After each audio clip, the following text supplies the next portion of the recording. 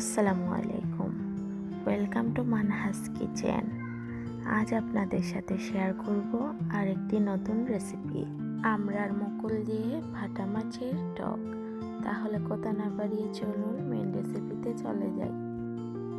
এখানে আমি প্রথমে আমড়ার মুকুলটাকে ডাটা থেকে ছাড়িয়ে নিলাম এবং ভালোভাবে ধুয়ে নিলাম। এখানে আমি নিয়ে নিলাম বাটা মাছটাকে আমি ছোট ছোট টুকরো করে কেটে নেব। দিয়ে দিলাম পরিমাণ মতো সরিষার তেল। এ পর্যায়ে দিয়ে দেব 1 চা চামচ রসুন বাটা,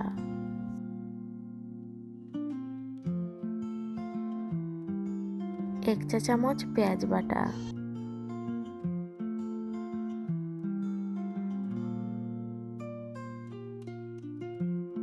মশলাটাকে ভালোভাবে কষিয়ে নেব।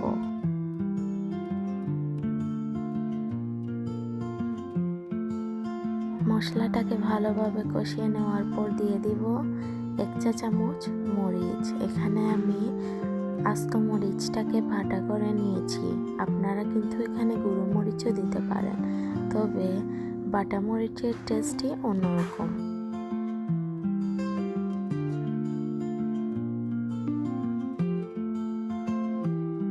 দিয়ে দিলাম 1/2 চা চামচ হলুদের গুঁড়ো,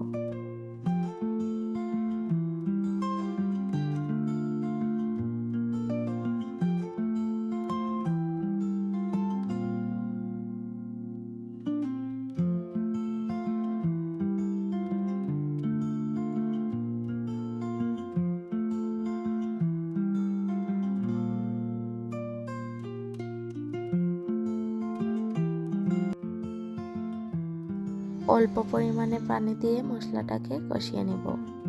এ পর্যায়ে আমার মশলাটা কষানো হয়ে গিয়েছে। দিয়ে দেব ধুয়ে রাখা মাছ।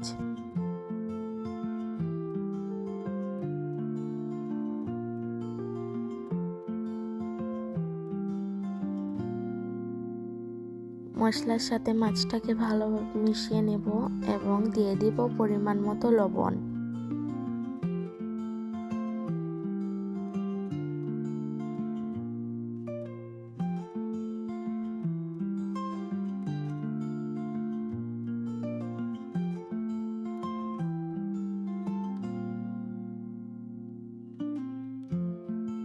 দিয়ে দিলাম ধুয়ে রাখা আমড়ার মুকুল।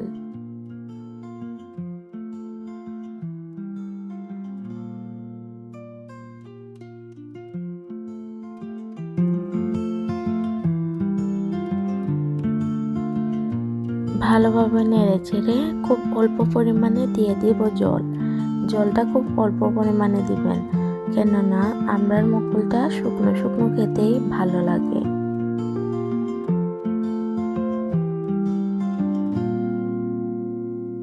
পনেরো মিনিটের মতো রান্না করব। রান্না করার পরে দিয়ে দিব ধনেপাতা কুচি। এই তো তৈরি হয়ে গেল বাটা মাছ দিয়ে আমড়ার মুকুলের টক। অবশ্যই এই রেসিপিটি ট্রাই করবেন এবং আরও নতুন নতুন রান্না পাওয়ার জন্য আমার চ্যানেলটিকে সাবস্ক্রাইব করে রাখবেন এবং লাইক কমেন্ট করতে ভুলবেন না।